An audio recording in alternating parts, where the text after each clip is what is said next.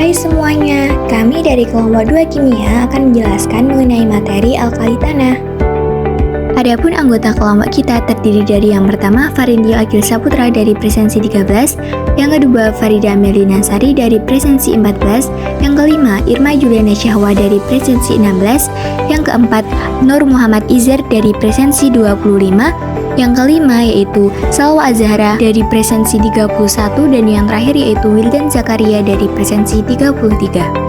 Untuk materi yang pertama yaitu keberadaan alkali tanah di alam.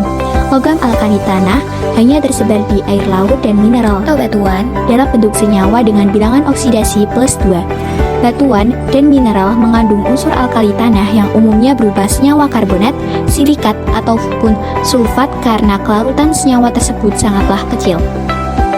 Kemudian yaitu persebaran logam alkali tanah di alam. Unsur berelium, kelimpahan mineral atau senyawa logam alkali tanah di alam sebagai berli dengan rumus kimia Be3Al3Si6O18 dan fenakit dengan rumus kimia Be2SiO4.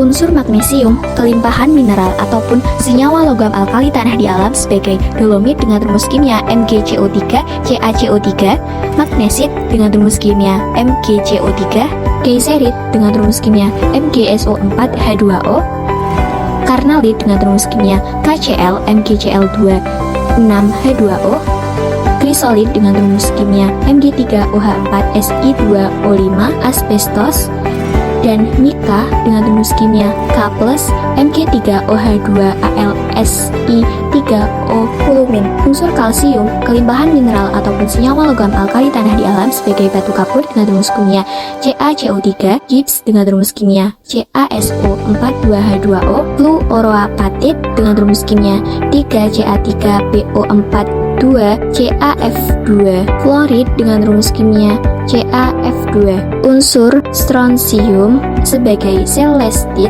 dengan rumus kimia SrSO4 dan strontiantit dengan rumus kimia SrCO3. Unsur barium, kelimpahan mineral atau senyawa logam alkali tanah di alam sebagai barit dengan rumus kimia BaSO4 dan biterit dengan rumus kimia BaCO3. Dan yang terakhir unsur radium, kelimpahan mineral ataupun senyawa logam alkali tanah di alam hanya sedikit terdapat di alam dan merupakan peluruhan dari uraninit ataupun U3O8. Kemudian yaitu sifat fisik logam alkali tanah. Nomor atom pada unsur Be yaitu 4, Mg12, Ca20, Sr38, Ba56 dan Ra88. Konfigurasi elektron dari unsur Be yaitu 2He2S2, Mg 2Ne3S2, Ca 18Ar4S2, Sr 365S2, Ba 54Xe6S2, dan yang terakhir Ra yaitu 86Rn7S2. Titik lalai dalam satuan Celcius pada unsur Be yaitu 1278, Mg 649, Ca 839, Sr 769, Ba 725, dan Ra yaitu 700. Titik didih dalam satuan Celcius pada unsur Be yaitu 2970, Mg 1107, Ca 1484, Sr 1384, Ba 1643, dan Ra yaitu 1737. Jari-jari atom pada unsur Be yaitu 1,12, Mg 1,60, Ca 1,97, Sr 2,15, Ba 2,22, dan Ra yaitu 2,15. Jari-jari ion pada unsur Be yaitu 0,31, Mg 0,65, Ca 0,99, Sr 1,13, Ba 1,35. Energi ionisasi pertama dalam satuan kilojoule per mol pada unsur Be yaitu 900, Mg 740, Ca 590, Sr 550, Ba 500, dan Ra 509.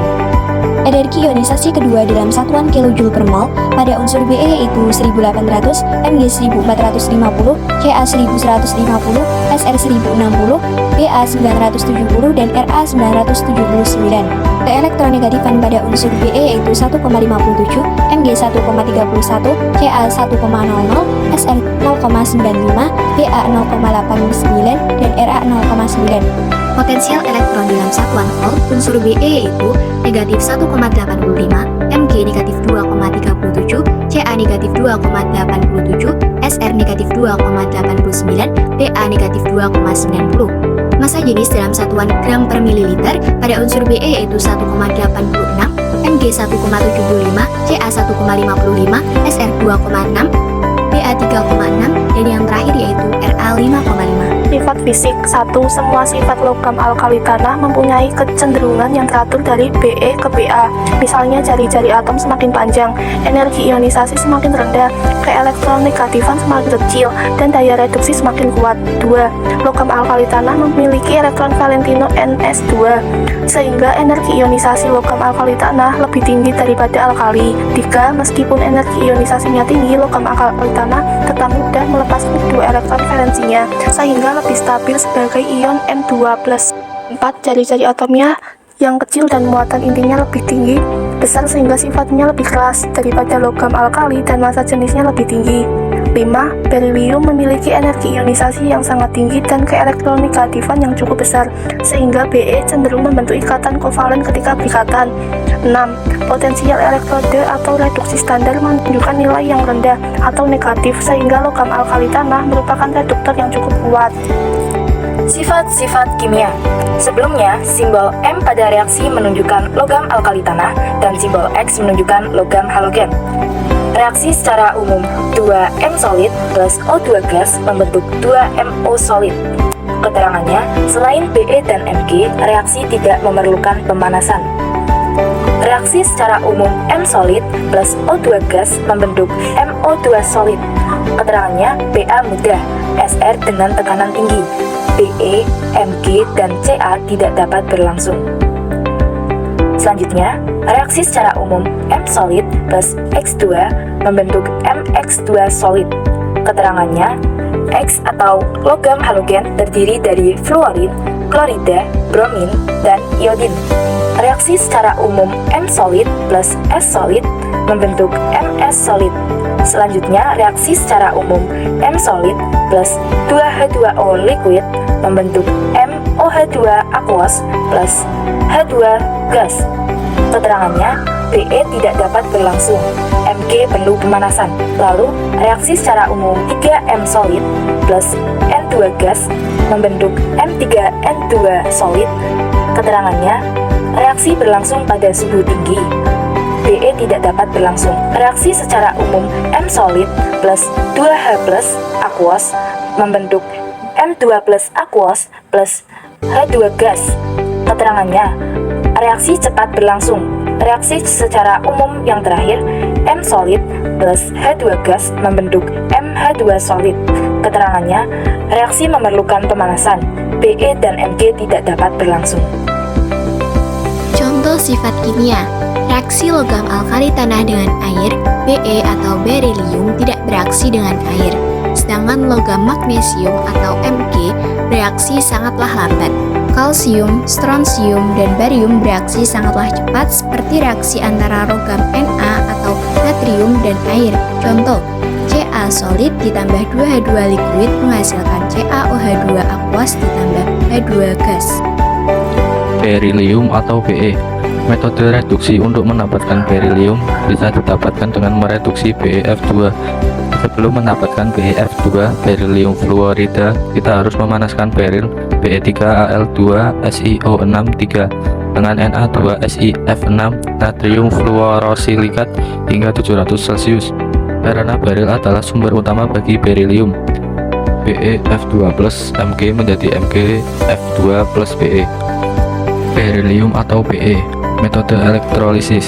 Untuk mendapatkan berilium juga kita dapat mengekstraksi dari lelehan BeCl2 atau barium klorida yang telah ditambah NaCl atau natrium klorida, karena BeCl2 tidak dapat mengantarkan listrik dengan baik sehingga ditambahkan NaCl.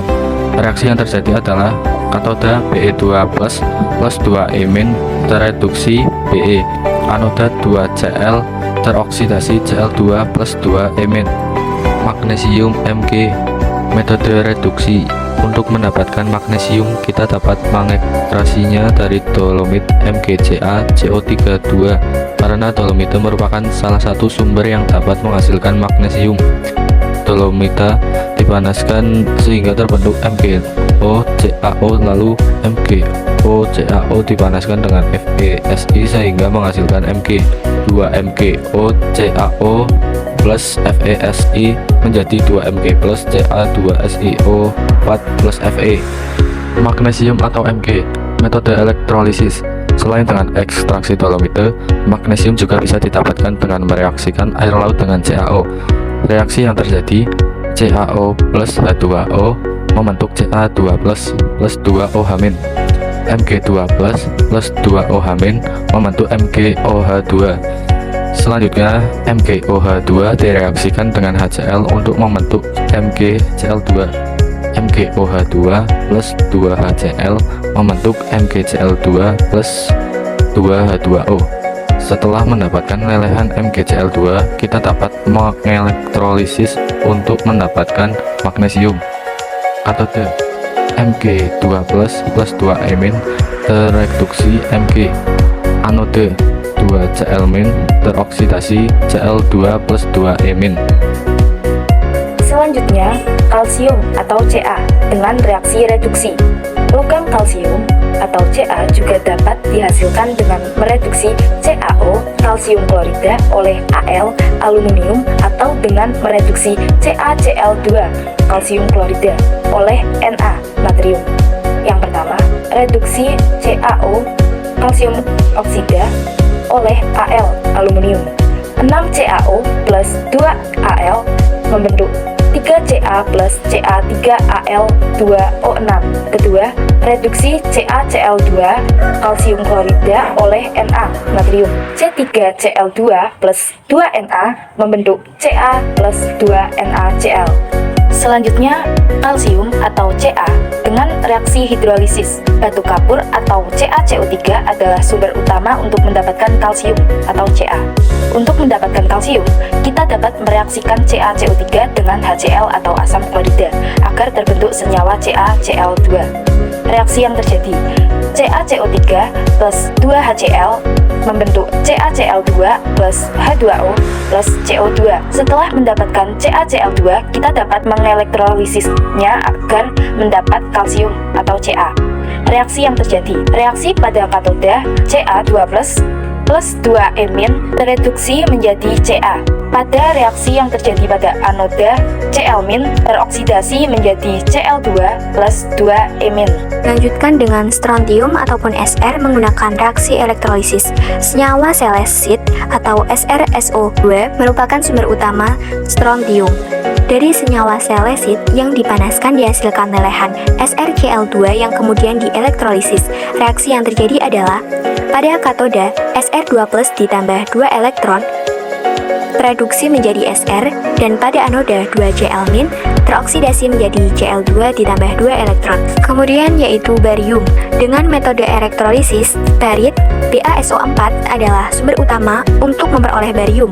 Setelah diproses menjadi BaCl2, barium bisa diperoleh dari elektrolisis lelehan BaCl2 atau barium klorida. Pada katode, Ba2+ ditambah 2 elektron tereduksi menjadi Ba, sedangkan pada anode 2Cl- teroksidasi menjadi Cl2 ditambah 2 elektron. Yang kedua yaitu menggunakan metode reduksi. Selain dengan elektrolisis, barium bisa kita diperoleh dengan mereduksi BaO ataupun barium oksida oleh Al atau aluminium. Reaksi yang terjadi yaitu 6BaO ditambah 2Al menghasilkan 3Ba ditambah Ba3Al2O6. Radium ataupun Ra. Radium merupakan logam yang bersifat radioaktif, ditemukan pertama kali oleh Marie Curie pada tahun 1911 dengan cara elektrolisis lelehan garam radium klorida. Pada elektroda negatif, radium akan membentuk amalgam dengan draksa. Kemudian dengan cara memanaskan amalgam dalam tabung silika yang dialiri oleh gas nitrogen akan menguapkan draksa dan meninggalkan radium yang berwarna putih. Kegunaan senyawa alkali tanah, berilium. 1. Sebagai bahan penguat alloy khususnya tembaga berilium. 2. Mengontrol reaksi fisi pada reaktor nuklir. 3. Campuran berilium dan tembaga banyak dipakai pada alat listrik sebagai berilium sangat penting sebagai komen televisi. 4. Paduan logam agar lebih kuat tapi ringan misal kemudi pesawat jet. 5. Kaca dari sinar X karena dapat mentransmisikan sinar X lebih baik dari aluminium. Kegunaan senyawa alkali tanah magnesium. 1. Paduan dari Mg, Al, dan Cu untuk konstruksi pesawat terbang. 2. MgSO4 atau garam Inggris digunakan sebagai obat pencahar. 3. MgOH2 dikenal dengan nama bubur magnesium, berguna untuk antasida atau obat mah. 4. MgO untuk melapisi tungku karena titik lelehnya yang sangat tinggi. 5. Pembuatan kembang api. Kegunaan senyawa alkali tanah pada kalsium. 1.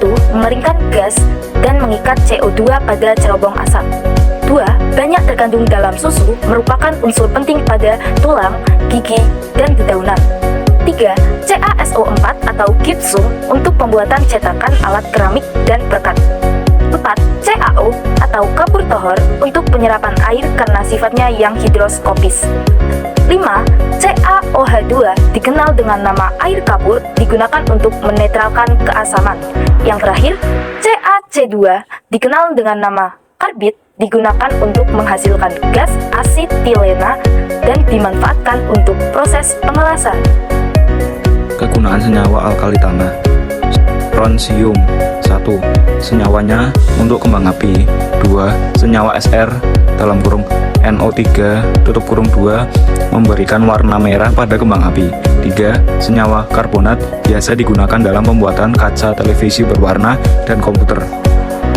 Kegunaan senyawa alkali tanah barium. 1. BaSO4 mampu menyerap sinar X sehingga digunakan untuk memeriksa saluran pencernaan pasien dan bahan cat berwarna putih. 2. Ba dalam kurung NO3 tutup kurung 2 digunakan untuk memberikan warna hijau pada kembang api. 3. Pembuatan batu bata. 4. Pembuatan glass making. 5. Pewarna plastik. Kegunaan senyawa alkali tanah radium. 1. Untuk obat rematik dan penyembuhan kanker kecil. 2. Digunakan untuk pembuatan peralatan medis seperti kalibrator, tightening, dan rods.